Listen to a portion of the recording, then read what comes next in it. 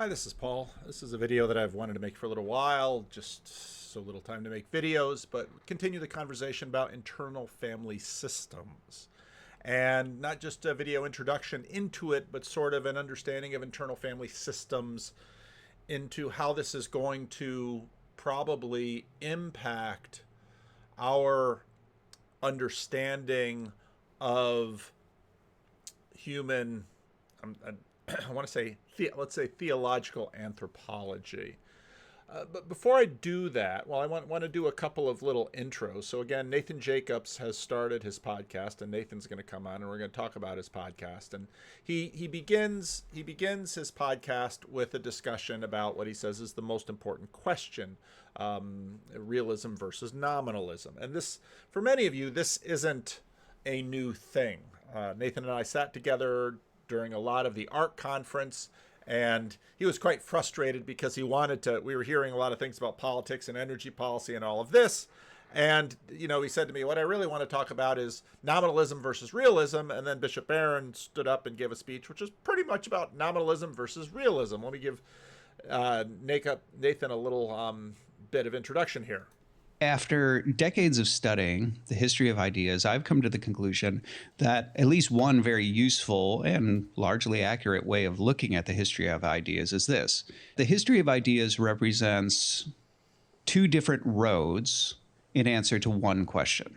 And that one question, I'm convinced, is the most important question in the history of ideas. It's a question that if you get it right, you're on the way to getting everything else right. You get it wrong, you're on the way to getting everything else wrong. So what is that question? That question is the question of realism. Realism concerns a basic observation about the way the human mind works. So you and I and every child, from the moment they can speak, look out into the world and we begin to organize the world according to certain structures. We organize things according to genus and species, common properties, things like that. And you'll notice this with children, right? Whenever they encounter something new, an animal or something like that, they ask, what is it, right? They're asking the species of thing, what they group it in. And they observe commonalities and they observe differences and so on. So the question of realism is this. When the mind does that, is it observing something real? Is it abstracting out of reality real structures that are actually there and are a genuine feature of the world we live in? Or are they mental fictions? Is it just that the world really doesn't have those sorts of structures innately, and the mind needs a way of organizing all of this stuff? And so in its efforts to organize the stuff, the mind ends up creating groups, right? It invents a series of names, and those names it projects out onto the world. It imposes them on the world, even though they're not really there. The former position is called realism because it says those structures are real. Now, the latter position is called nominalism because it's taken from the Latin word nomen for a name, right? These are just names that the mind imposes on the world. They're not real structures that are out there. Okay, they're mental fictions. So as I said, okay, so that's a good description, and you'll go on for another hour and 47 minutes about this, which is fine. And I really love Nathan. I don't just love him because he's a great guy, but I really love him because he's very concise and clear and very well spoken. He does this very well. He's also an artist. He's also a filmmaker, so he does a ton of good stuff, and he's really nice for sort of sitting down and doing something clearly. Now, he just told a story about the nature of the world. Basically a story about a worldview. Is reality something out there are the categories and such things that we project out onto the world in order to organize the world? Or are they really there, and do we apprehend them? So here's Glenn Scrivener talking about the Tom Holland, Louise Perry, and this is a big point for Glenn in the conversation, and it sort of reinforces Nathan Jacobs' point. One of those is absolutely the valorization of victimhood, the notion that Christianity radically discovers that the person who is being tortured can ultimately, in the long run, have a power over the person who is torturing him. I think that's actually the most Christian thing he says in this interview. Did you notice the word discovers? Christianity discovers that there is victory in the victim, that there is a value and a dignity and a worth to the one who is victimized. Tom doesn't say Christianity invents that. He says Christianity discovers that. There's something there to be discovered. In the same way that Isaac Newton did not invent gravity, he discovered it because it was something there to be discovered. Tom Holland is saying that the victory of the victim is not something that Christians simply insist on, and it's not a story that they like to tell. It's a discovery about something profound in the universe. Revelation 13 verse 8 says that Christ is the Lamb who was slain from the foundation of the world. There is something glorious about the victim, the Lamb, from before the foundation of the world, woven into creation. And when Christ dies, the most divine revelation of God is Christ bleeding for his enemies. The moment when the... So, Count, Glenn, team, realist. And that's no surprise. This is a big thing running under us.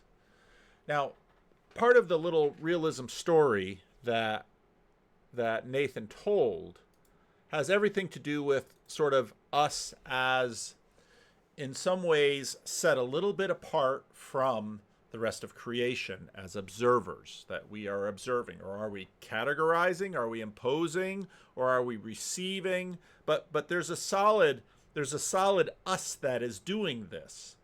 And I tend to think what we're going to see happen is, in this meaning crisis, the us that we are is going to, in some ways, shrink, because we are going to be surrounded by so many other agents that are always around. Now, we can call them programs, we can call them parts, we can call them all sorts of different things, but the whole question as to whether we are sort of imposing and you can slip in the word arbitrary, because that's sort of the meaning crisis smuggled bomb into the conversation, and arbitrary categories out there on the world, or are we discovering truth out there in the world? It's going to be how much stuff, how many spirits, how many parts, and where do they come from, have in fact been flowing through us all the way through, and the observer, the agent, the actor is a very thin self in the midst of a cacophony of parts. Now I'm going to play this little clip from, I believe I played it in a previous video. It's from the May 21 live stream, one of Luke's live streamings in the moment. And David Busatil, who I think has been really energizing the corner lately with his participation. He does Bible studies in Jacob's Corner. Jacob, you should rename your channel Jacob's Corner instead of Federecci. Not that there's anything wrong with Federecci, but Jacob's Corner is just a lot easier to remember than Federecci. Even though Federecci is a cool name, you should ask Jacob about the origins of his name, because he has a great story about that. Jacob has actually a lot of really cool stories about his family of origin and leaving Iran and all of that stuff. But David Busatil has been holding Bible studies in Jacob's Corner, and he's been on a lot of live stream lately, and I think he's really been doing an amazing job. And here he brings in a segment of a conversation about programs, but this image of programs can sort of be interchanged with image of parts. And so I'm going to drop that right here. I've been thinking recently in the ability to see my wife will do things, and now I use this expression, which is run program, which is like one time she wanted to make this salad, and like it was a Greek salad, but she wanted to throw avocado in it for some reason because we had some that was going bad. And I made the salad completely, but didn't include the reason why we made it, which was to use the avocado. And she's like, but I said that's why. And I said, no. I just ran the Greek salad program. So I just turned it on. And then as soon as I run that program, And like we've had these conversations because so much of your day is actually choosing which programs to run. And as soon as you hit play on those programs, then it just goes through. And that's when I stop thinking. That's when I plug the earbuds in and I can do whatever. Yep. I can do some of my work, my day job, while I'm listening to however many complicated podcasts. Yeah. That's completely fine when I'm running the program of my work. Yeah. But then sometimes I have to hit pause and actually focus, and then I can see things. No, and that's a perfect illustration of Peterson will talk about this, Jordan, when he's talking about how we build in neural networking. And it's the same thing as subsidiary focal integration. It's what Polanyi's talking about, is you pay attention when you're learning a new skill. You have to focally pay attention to it with your prefrontal cortex so that you can learn this skill. You have to give it attention. But then once you've given it attention and you've integrated it, you've built a neural pathway into your subconscious, and then you can run the program. Then you don't have to pay attention to it. And you can pay attention now to I don't. else. That's right. Yeah.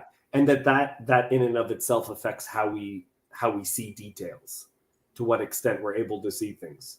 Yeah, totally. Right? And I guess that's probably kind of my argument. It's almost like that people intellectually so much are just running programs. They're just repeating knowledge or models over and over and over. This is why it just bothers the shit out of me when people just reference intellectuals and just quote them. And I'm just like, do you have any thoughts of your own? Because if you're just repeating people, you probably don't understand things in the way that you ought to understand them, in the way that I'm talking about. Really. You're the biggest quoter in the corner. You always quote. Yes, but okay. Well, let's see how this goes. Is like we have these conversations about possession as like an entirely negative thing, but I think that when you include the notion of the Holy Spirit and everything else, that possession is actually like a regular part of life. That it's like I become possessed when I clean my house, right? I become focused and I just do the one thing while not doing the other thing. And it's like you have to take these breaks to make decisions as to what you're letting in, because most of our lives necessarily cannot be always like noticing everything all the time. No, I have to run. I mean, even because I've had this conversation to some extent with my wife, I'm right now in this conversation running the program of the conversations about running programs I've had twice before. Yeah. Right? Like right now I'm doing it and being pulled out of it because I'm realizing that even this conversation is a program. Yeah, completely. And that's like what we've mentioned that a ton about Peugeot is, Paul will talk about that. When he first started listening to Peugeot, he couldn't make sense of what he was talking about at all. But then he got used to it. He habituated himself to it. He focused on it, repeated it, and it was initiated into it. And then he could understand what he was talking about. Yeah. And I just, when we got onto this topic, wanted to jump in because I totally agree. It was funny. Sunday, I talking to a friend from church about like everything I did, and went to church, served, did all this stuff, went home, packed for a trip, went back out with friends, and and he's like, wow, it's like cool that you did all that. That's awesome that you were able to like get all that done. And it was funny because I was like, yeah, but that's just the meta program of like being part of this community of like, they're making it easy. And there's even sub programs of like, I learned, I got a city bike membership, which is you can rent a bike. And that means instead of a 20-minute bus ride to my friend's house, it's actually a 7-minute bike ride. But I didn't make city bike. I didn't there's this whole little world and all these things integrate together that are, some person who works for the city made this program. So all these different meta programs that that aren't even at my level, I'm not at the substrate to affect those. It's the church community and the pastor and the city planner and the people who designed New York City 200 years ago. They're all coming together to make it so that these things can get accomplished. But growing up, there's so much of this, at least in like suburban America that I experienced, like there's so much like you're doing it, like you need to study, you need to do these things. And it's like, Yeah, like that's not how humans work. You can't just be like, run program 90-hour work week, run program, get a perfect score on SAT. It's like that's not the correct level Well, of analysis. and the program itself does not evaluate whether or not the program is a good program. Yeah. Right. And that became a big conversation I've had with my wife, because I don't know what needs to be cleaned in the house. So when I clean the house, I have to consult my wife like what is important right now? Because when we first got married, she says something was important, and that just became the only thing I did when I was cleaning the house. And she's like, no, this also needs to be done. Like, yes, but what level of importance is that? Yeah. I can run them. Yeah, go ahead. Oh, sorry. And if you have company coming over, that changes the hierarchy. If you, if you do this, if you start, using one part of the house more, that changes all this. And, why are you using that part of the house more? And, so there's all these levels of, at which you need to like offload that decision-making process because it becomes too complicated, because cleaning your house is actually like connected to every other part of your life. Sorry to cut you off. Continue, David. No. That's big. I completely agree. And now, talk about internal family systems is something that came roaring into our corner via Hermes. This messenger of the gods brought it into our corner when John Vervaeke mentioned to Jordan Peterson his visit from Hermes when he was doing internal family systems, which eventually then Scott Alexander, formerly of Slate Star Codex, now of a Substack with a similar strange name, wrote a review of this book, The Others Within Us, by Richard Schwartz. And so I've read some of the book now and found it fascinating. Other pieces of the book I found like stuff that I had heard quite a bit. Those of you who know my story know that before I was a minister in Sacramento, I spent time in the Dominican Republic as a missionary. Before I went to the Dominican Republic, actually, plans were underway that my wife and I were going to go to Brazil instead of the Dominican Republic. And one of the things that my preparation, both for going to ministry in Brazil and in the Dominican Republic, was I did a fair amount of reading on Umbanda and Santeria and Voodoo and all of these sort of spiritualist practices. There's a fair amount of missionary material on this kind of thing. And because, again, I had been attending in my college and seminary years a Christian Reformed church that was a little bit charismatic in some ways, these were items of interest to me. And so in order to sort of get up to speed on the worldview of the people I was going to work with, I did quite a bit of reading on some of those things. And some of that stuff I read in The Others Within again. And what struck me as interesting was while in the I guess that would have been the late 1980s, early 1990s, I was doing all this reading from missionaries about spirits. Now, the posture of this book was quite a bit different from, let's say, the posture of missionaries that I was reading. Missionaries that were not skeptical about the reality of spirits and demons and people's practices with these things in terms of Santeria, Brujeria, which is often called in the Dominican Republic Umbanda. There's a whole bunch of sort of Latin American folk religions that are borrowed pieces from Africa, and stuff has developed within Roman Catholicism and all of this kind of thing. And so I'd read up quite a bit of that. And then the stuff that I read in here was similar, except as typical of sort of, how can I say it? Modern, secularized, Western, now sort of open posture towards these things. These things were seen. It was very interesting in the book. They were often said, Western science has discriminated against these things, but this is a prejudice. And it was interesting because that again sort of sounded like a lot of New Age kinds of things that I've heard for years and on the lips of a good number of my friends here in Sacramento, and on this thing goes. Now, in order to I'd read a fair amount of the book, and or at least some of the book, and got a sense of it. But I didn't. The book didn't really give me a sense of internal family systems that well. And so then I started doing a little YouTubing and discovered that Richard Schwartz has done a ton of interviews on YouTube about this. And as is so often true of YouTube, if I'm reading about the foreword was written by Richard Schwartz for this, and he very much was like, not demons, not demons, not demons. Oh, okay. Because the rest of the book is demons, jinn, other spiritual entities, legacy burdens and unattached burdens, and so this whole language that develops with it.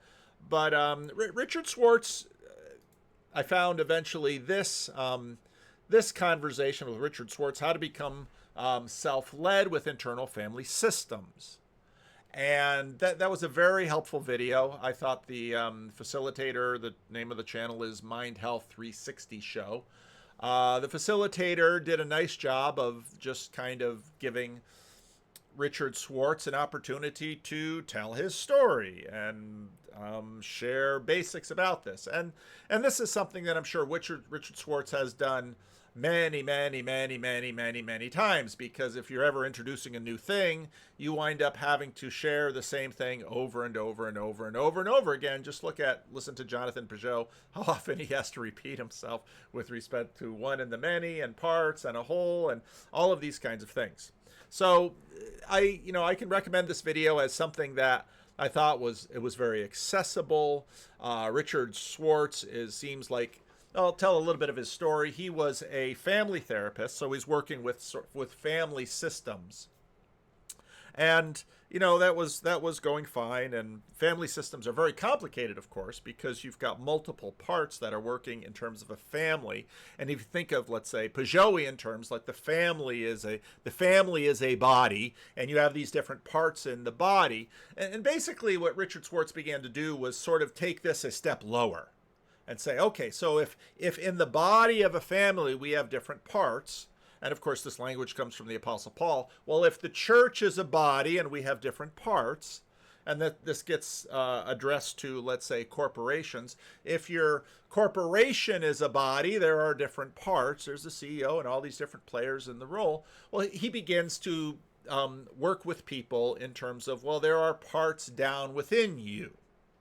And in many ways, the way I would describe this internal family system, it's sort of like natural language programming. I remember back in the days when we were moving from DOS, where you'd sit there and type out lines of instructions. Now, most of you are too young to remember that. You just jumped right into Windows or Mac. But back in the DOS days, you had a keyboard and a text-based screen and a text-based monitor, and you type in things. And WYSIWYG were some of these new interfaces that would come up. And then they had things like object-oriented computing, where basically you would have a folder and you could move a file into a folder and drop it in there. And that's how you would sort of manage the things in the computer, by these little icons, these little pictures, and you'd move things around. And now, of course, we have icons and pictures and those kind of things all over our cell phones and our computers. And you actually have to put in a special command to actually get that old command line to jump up on your Windows screen, and you can type into it. But sort of the idea was that with Windows, you could cover up all of that, having to remember to tell things to run and to move files around in different directories and do that. You could just sort of have a picture on your screen of little folders, little skeuomorphisms, little folders and other little folders, and you could put them in, and you'd have these little animations of putting them in. And this was supposed to help people learn computing.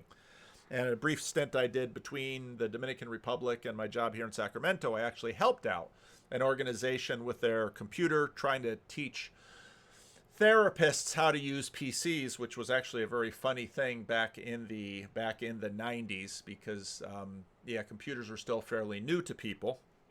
But so we have all these little pictures and these icons, and these icons, of course, you sort of see through them. It's so funny thinking about how the language has evolved. And so that's how we're managing things. Well, basically, and I'm really going to watch with interest when and if, I suppose, Jordan Peterson brings onto his channel and does a conversation with someone from, let's say, Richard Schwartz, Internal Family Systems, because Jordan Peterson is out there talking about narrative and story and all of that.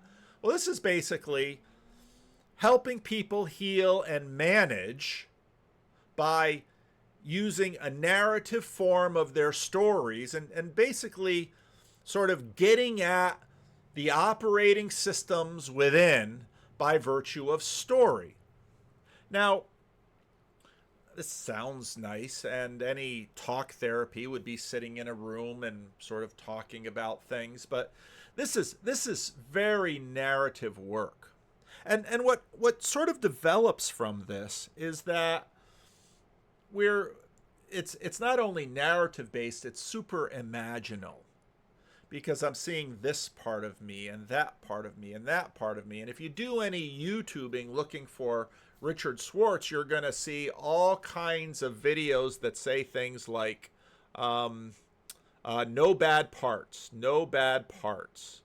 See, introduction, see, no bad parts. No bad parts is one of these real, I'm looking for travel pants for Italy, because shouldn't wear shorts, be walking around in a ball cap and shorts when I'm going through, churches and stuff in Italy. Can't do that, but it's also going to be hot.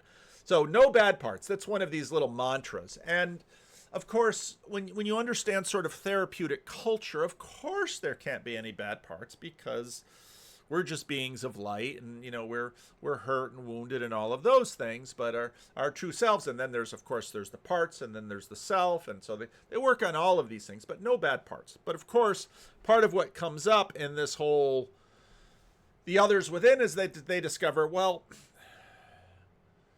where do these parts come from?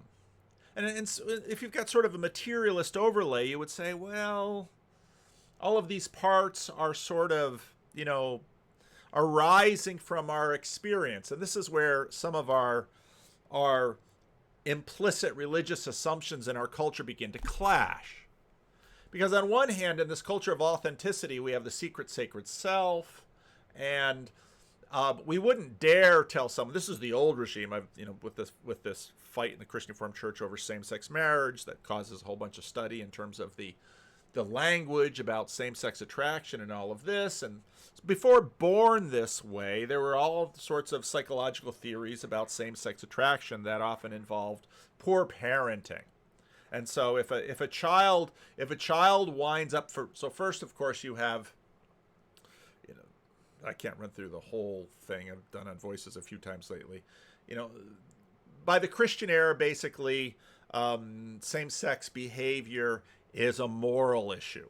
And then, as Tom Holland describes in his podcast and many others, it becomes a medical issue. And so you can see similar things happening, let's say, with alcoholism.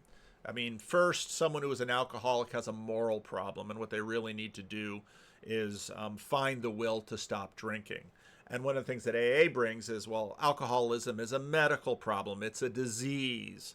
And so suddenly then the focus shifts from a sort of a punitive moral process where church discipline is involved. Now it's to a medicalized process where some kind of restoration or remediation or coping or adaptation is involved in order to address the malady. And of course, in terms of same-sex attraction, it goes on to become later, okay, well, this isn't a human deformity. This is a natural human variant, and should be dealt with as a natural human variant is. Okay. But you have the question of, okay, well, where do the parts, or where do our behaviors, or where do we come from? And of course, we've had over a century of psychology that was suggesting that, well, we come from the formative experiences of our youth. And of course, trauma is the new self-esteem. Used to be that self-esteem was the sort of pop psychological buzzword that everyone would talk about. And now, of course, trauma, and I'm not discounting or trying to negate the impact of trauma, but trauma has sort of become the favorite pop psychology thing. I mean, you've got a trauma, I've got a trauma, everything is trauma. And again, I'm not trying to say trauma isn't important, or trauma doesn't happen, or trauma doesn't Trauma is a very real dynamic thing, but it's sort of found a way to the lips of the popular imagination, and trauma everywhere, and everybody's trying to heal their trauma, and everybody, by virtue of claiming trauma, I can claim victim status, and it's not my fault. But of course that runs head on into the talk about authenticity, where there's a secret sacred self, and somehow before the foundations of the earth, my gayness or my whiteness or my Dutchness or my tallness or my whatever part of me that I can sort of mold into an identity or becomes a crucial part of my identity, I can somehow lodge in a sort of a true self that is either way down below or way up above, and then you're into Gnosticism and all kinds of other things going on with that. So on one hand, we've got this culture of authenticity that sort of has the secret sacred self. On the other hand, we say as materialists that everything that I am sort of is sourced from below. And the reason I'm gay, or the reason I'm low in agreeableness, or the reason I'm this, or the reason I'm that, is because my parents made me so, or my school made me so, or my religion made me so, or the dog that bit me made me so, or whatever. But then, of course, genetics comes along, and now suddenly, well, I'm gay because of my genes. I've got the gay gene, and then I was born that way. And of course, all of these, we won't call them parts because parts are sort of things out there. All of these cultural spirits that are programs are possessing us and sort of running through us. And you see this with children often, because one of the things that's amazing if you listen to children is just how much stuff from adults they are picking up. And, if the adult at home is playing the victim in a victim culture, well, then the child will learn to play the victim. But then the child will learn to play the victim against the adult, and on this thing goes. So on one hand, there's all these little parts inside, and then there's all these programs and big ideas, spirits. I mean, you use the term you want to, and they all sort of flow through us. And of course, they launch the little programs within us. And so we've got all of this going. And you sort of set up, in some ways, a meaning crisis where you begin to say nihilistically, well, I don't know if there's any self there. Well, at least the internal family systems, they still have a self down deep inside. And the hope of this whole process is that, well, maybe actually with sort of like this natural language narrative system, you can sort of get at your parts, and you can negotiate between them, and you can respect them, and you can talk to them. And if you can get the firefighter parts and the managerial parts and the little children parts and the teenage parts and all these other parts to sort of do right and play right, well then you can have a better life. Well, what do you mean a better life? Well, then you can maybe not get triggered when your boss makes a comment about how late you come in, or the way that you dress today, or certain things that you always complain about in the office, and maybe you'll be a little bit more zen. This, of course, back to the Jordan Peterson conversations when we talked about insanity not really sort of being between your ears, but sort of around you. Insanity and insanity is sort of part of a larger social system that we're dealing with, and that doesn't disrespect the idea that somewhere in our heads we have to have a degree of function that is happening. But these porous boundaries of a human being are getting so increasingly porous. I mean, Charles Taylor talked about a buffered self where we're sort of cocooned in like Bubble Boy, but now it seems like we're a sieve that every wind of program or idea of culture sort of blows through us, and some of them get sticky, and those become the programs that we see. Sometimes I'll drive through my guilty pleasure of driving through and getting a cheap hamburger at McDonald's or something like that, and I'll just look at the staff there working in McDonald's, and there are all we could call them archetypes, we could call them stereotypes, we could call them programs, we can call them whatnot, but I see in all of these young people, they're all running these different programs, and you can see the programs with the fashion they run, and you can see the programs with, let's say, some of the affectations that they sport. You can see the programs with some of the ways that they are presenting themselves, the masks that they wear, on and on and on and on and on. They're running these programs. So you've got programs on the outside, and you've got parts on the inside, and we're sort of sieve-like, and we're sort of blowing through us. And it's kind of interesting. It doesn't seem unbelievable that we would sort of have difficulty with realness and nominalness because everything is moving in and through and around us so quickly. So Richard Schwartz was a family therapist, and he's working with the parts in the body of a family, and he sort of takes it down a step and starts working in the parts in the person. And you know, I know that there's going to be some people out there that just kind of roll their eyes at this and say this is a bunch of hooey, but this isn't a bunch of hooey. The reason, as Scott Alexander said, this is sort of the new hotness in terms of psychology is because people are finding it effective. And you might say, well, what do you mean they're finding it effective? They feel better? Well, yeah, well, that's, you know, if you start working with a therapist, a lot of what a therapist is going to work with you on is getting you to feel better. That's sort of the thing. And Falconer in his books, you know, begins to sort of deconstruct that a little bit and says that's probably not really the best model. You know, of course, you have the Sopranos, Tony Soprano and Dr. Melfi. Dr. Melfi has a bit of a crisis because, you know, the mob boss is having panic attacks. And if she does her job well, the mob boss will stop having panic attacks and the mob boss will be able to go about his life more freely like he wants to and not have any problem killing or wiping out or, you know, throwing people in the Passaic Falls. That's, you know, that's what mob bosses do. And so Dr. Melfi in some ways comes ahead of this because she recognizes that all of these systems somehow have to connect into a much larger system. And of course, this is sort of where Peterson comes in. They must connect up to a value hierarchy. And that value hierarchy, and this is where Nathan Jacob comes in, that value hierarchy needs to be sort of connected into a real thing.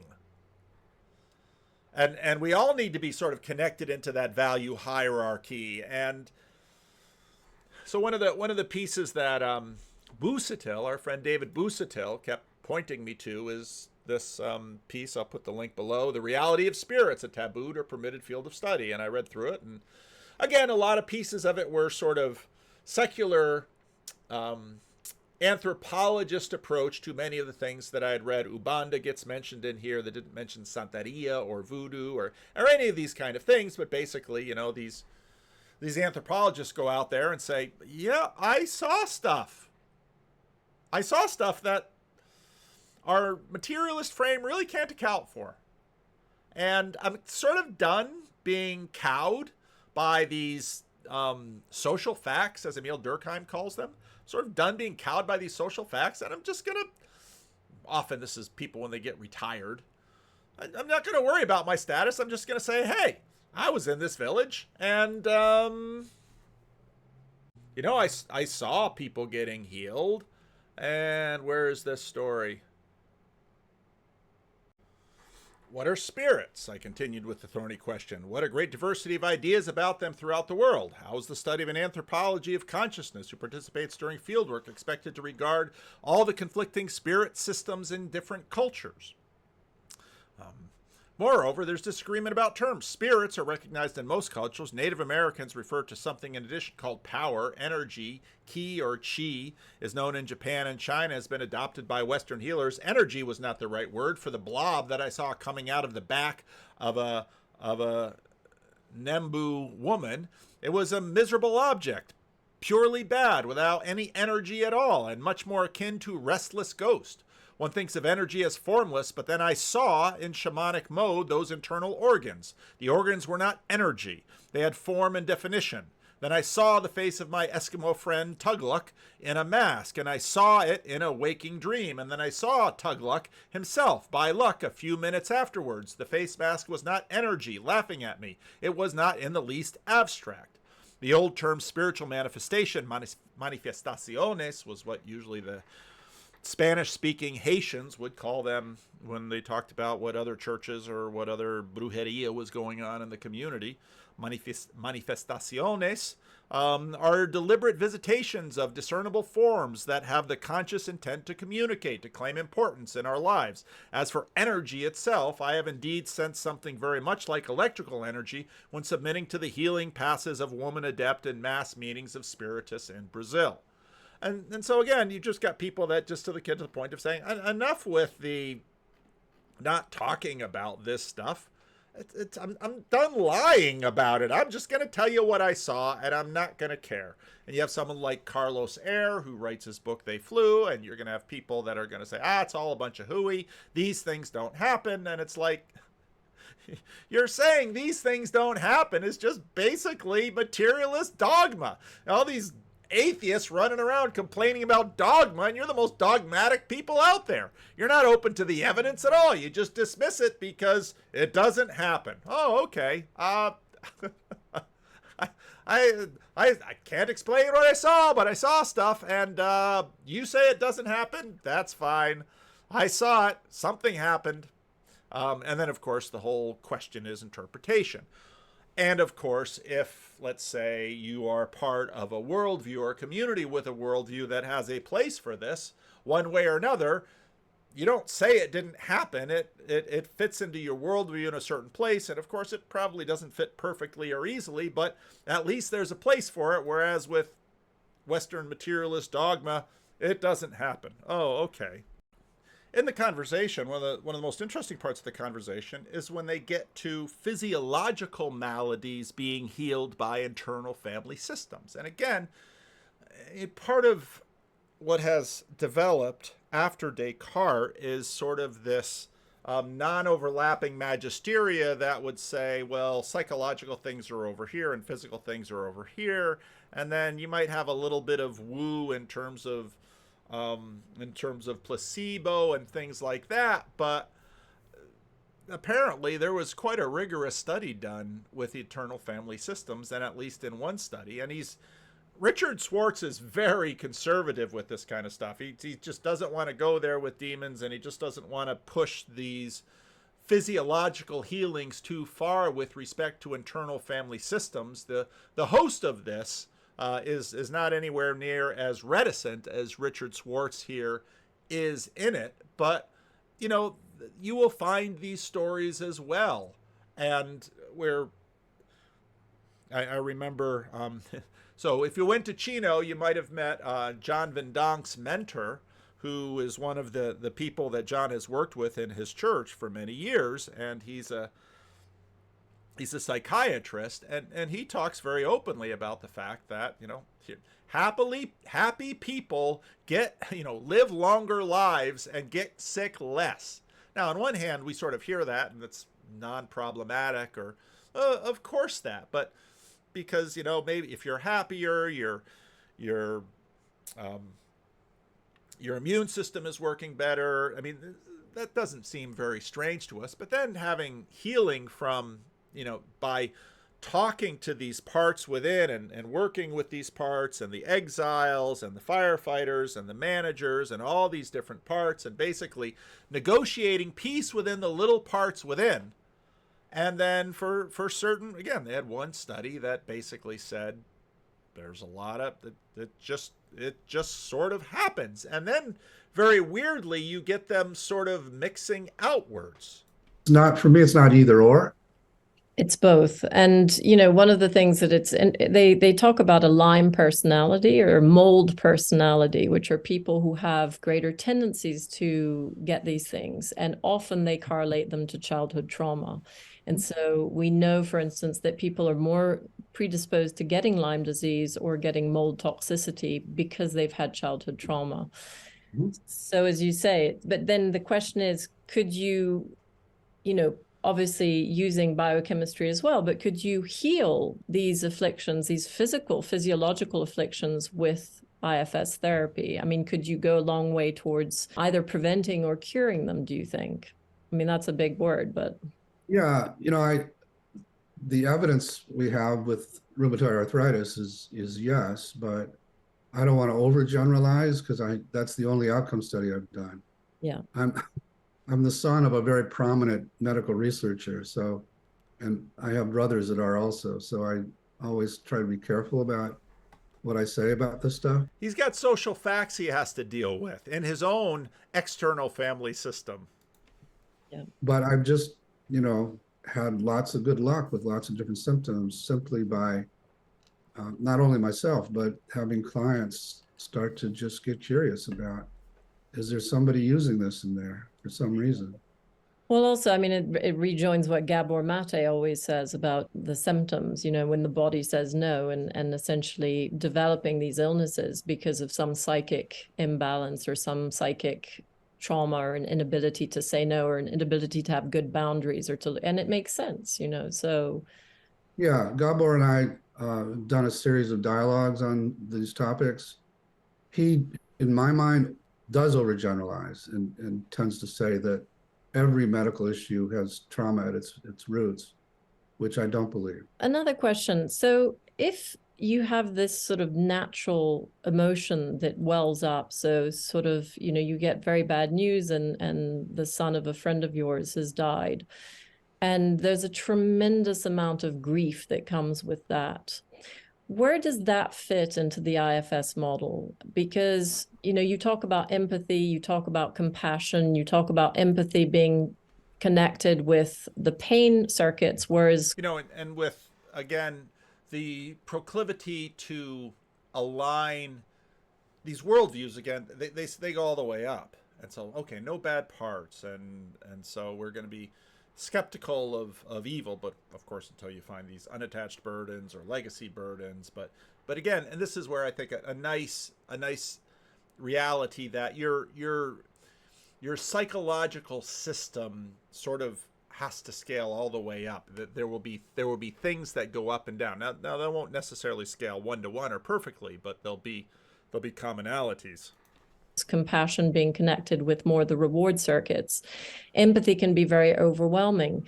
But at what point does a sort of natural reaction of grief then become problematic or would require therapy? And you mentioned in your book, in fact, the latest book, No Bad Parts, that often people come to therapy when they have had such a life event. And so they could have been coasting along for a long time, fine. And then something like that happens, the death of a child or a divorce or something traumatic. So, where do you draw the line between something that is sort of natural versus something that needs a therapeutic approach? Well, there are different kinds of grief. So there is self-led grief, where if you lose someone that you're close to, those C words like compassion and caring, you have this natural grief that person might have suffered, or that you lost that connection that you had.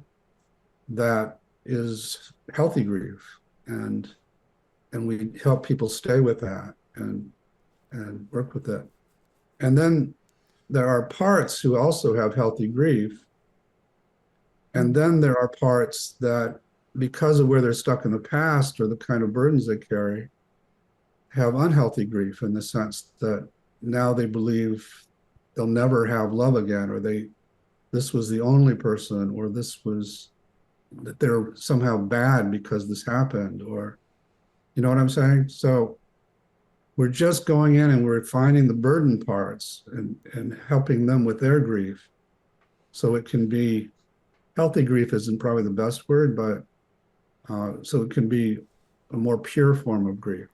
Yeah, and that's kind of a nice example of, you can see sort of there's a natural language model at work here in terms of talking about parts and trying to differentiate between.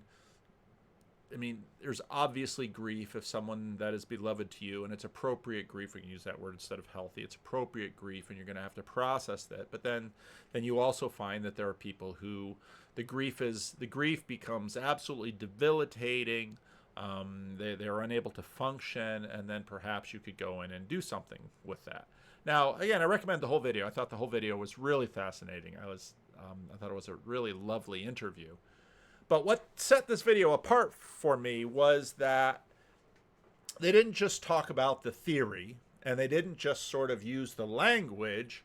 Right there in the video, she goes into a little session with him. And that's what really interested me, because I thought, how do we do this? So if you read the The Reality of Spirits piece with an anthropologist, you have people going into trances, and of course there's and I was curious about how this works. Do they go into a trance? And so basically the woman here decides that she's going to go into she's going to go into a little therapy session with them. And I was just really curious to say, okay, well, how exactly do they do this? I know we talked about this. I mean, your method is very hands-on. It's not theoretical. And one of the things I love about your method is that it bridges the cognitive and the somatic. And it's one of the few therapies that really does that well. And so traditionally there's been all this sort of talk therapy and that's been the model. But then there's also been the somatic therapies, which have been very successful in dealing with trauma. One of the things I love about your approach is that you seem to successfully harmonize both. And so you come at it from the cognitive and also from the somatic. And so in that way, you manage to access the limbic system and the cognitive system very successfully. You mentioned it might be interesting just to illustrate how this works and, how you can access the inner system and then how you can heal that inner system. And I know I'm adding something else here, which is slightly extraneous, but you mentioned in your books that there are different ways of accessing this inner system, one of them being psychedelics, the other one being neurofeedback, the other one being cognitive. But IFS is a very tried and tested way of accessing this inner system. And so, I'm happy to illustrate this if you would like to give it a go. I would love to, and I appreciate your courage and trusting me to do this. And so, did you have a place you wanted to start? Is there a part of you you'd like to get to know, or is there a medical symptom you want to explore? Well, there are a few, but there's one in particular that's definitely been bothering me a lot. That's quite strong. Yeah. And it's not a medical system. It's an emotion that keeps coming up. It's a profound grief that then gets triggered. And I don't want to start crying, but, I recently found out that a family friend, died and very young, 20 years old. And this has triggered a huge amount of grief, which I think has probably been there for a long time. It feels that there is something deeper. And yeah, so I keep having these sort of flashbacks and a huge amount of grief. Okay, that's great. So as you consider going to that now, to that grieving part, how would that feel, especially in this public context? Are there any parts that are afraid to or don't want to? I mean, the only reason it's not the public context because I'm quite open, but it's just the fear of this grief being so deep that I'm afraid of it. Like, yeah, that makes sense. But let the part who's afraid of it know that I can keep that grief from totally overwhelming you, and that we're not going to the grief just to kind One of the super interesting things here is trust. You see what he did right there? He basically says, I have a power that I can keep this from overwhelming you. And at first, of course, he asks about trust, and she esteems him. She asked him on the channel, and so now trust me that I have a power, and I can deliver. I can help all of your parts. I can help. I can reassure them. I can comfort them, and then we can do some negotiation. of grovel in it or give it more power. We're going to try and heal this part that's so grieving. And if it gives us the space, we can actually do that.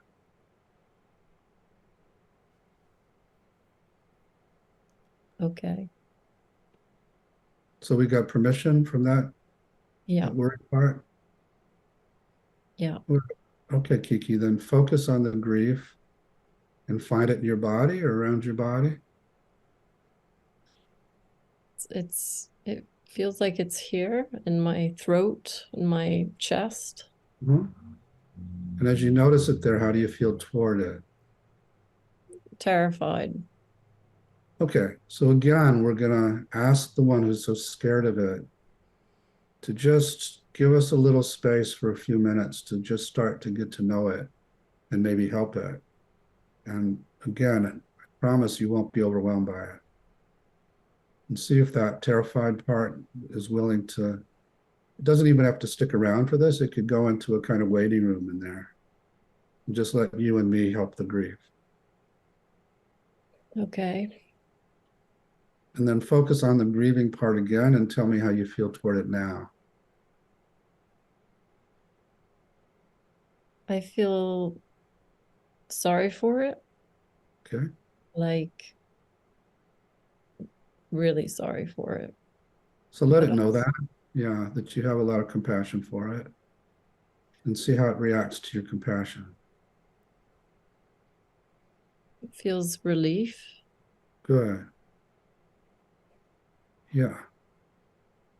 But also there's an element of gratitude Uh-huh.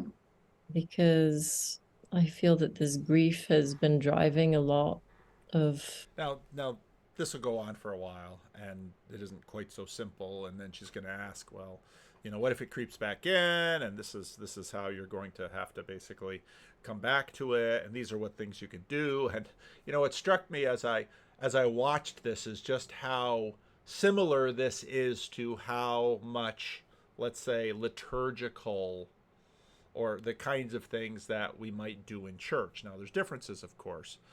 And the differences are that we have much larger things that we are bringing to bear, and I mean pastors work in these kind of things and in these kind of ways fairly regularly, but we didn't have any of this language. We probably didn't so much use parts, and when pastors sort of brought parts in, that was usually sort of grabbing things off the shelf from probably psychology that we didn't know nearly well enough to wield. But the whole thing was just really quite interesting. So they'll go on a while and they'll talk about it, and I find it very helpful. Now again, the whole demon conversation, you have to, in Falconer's book right away, he basically says, this is relatively rare. We tend to bump into it to people who've had tremendous childhood traumas, or there's like these legacy burdens, so on and so forth. So in some ways, that whole side of it will get a lot of attention, probably more attention than it deserves. But for our conversation too, it's sort of, again, continuing to morph our conception of what we are and who we are and how we relate to much larger things. For example, if you're talking about Martin Luther. Martin Luther was a man of his time. Well, what does that mean? It means to one degree or another, he was formed by all of the things of his time. And so when we go through history, we sort of look back at parts in societies that people don't have ideas, ideas have people. But each person then is going to be a very unique mixture of all of these things. Now the whole self business, they don't. This isn't nihilism. They don't get away from a self, but their self obviously also has, to a degree, a religious valence. Just from the forward, this book is a synthesis of massive research and substantial clinical experience. But I will begin this forward by laying out my fears about its being published. First, its subject is a phenomenon that I have been reluctant to teach or write about for fear that internal family systems model of the mind that I've spent my adult life developing will be discredited. Again, same as the anthropologist, particularly in bastions I hope to continue to influence, such as traditional psychiatry and psychology. With its assertion of the natural multiplicity of the mind, that there are no bad parts, again, there's dogma there, and the existence of an undamaged healing self, capital S. And IFS is enough of a challenge to prevailing paradigms of the mind without adding a topic of this book. So you'll notice in the book that, again, they have to sort of communicate this in text. So it's capital S, self, and self is I don't want to say personified, because in some ways that's too bound to the old system. The self is person, capital P, in some ways, but the parts have personality too. And of course, in some way, we've sort of been primed for this because Jordan Peterson, for a very long time, was talking about these little sub-personalities as sort of as almost individual personalities out there. They have a degree of ontology. Here's sort of another little illustration. I found in working with scary parts of clients that if I could get their fear to separate so that they were in self, capital S, and consequently calm, confident, courageous relative to the part, try as I might to keep scaring the client, I couldn't. Keep scaring the I couldn't. It couldn't. And it had no longer any power. It seemed that nothing has power inside people when they access the critical mass of self, capital S. So I helped Nikki convince her scared parts to go into a safe internal waiting room. So there's another interesting thing that I got from the book is that there is very much space. And, you know, I think about Jordan Peterson talking to Alex O'Connor about, okay, well, when we're talking about hell, is it space?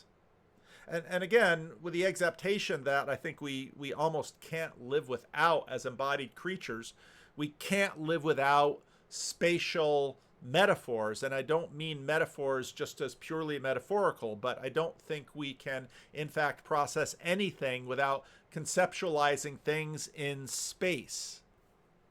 So I helped Nikki convince her scared parts to go into a safe inner waiting room and let Nikki and me handle the thing. I had to get my scared ones to separate too.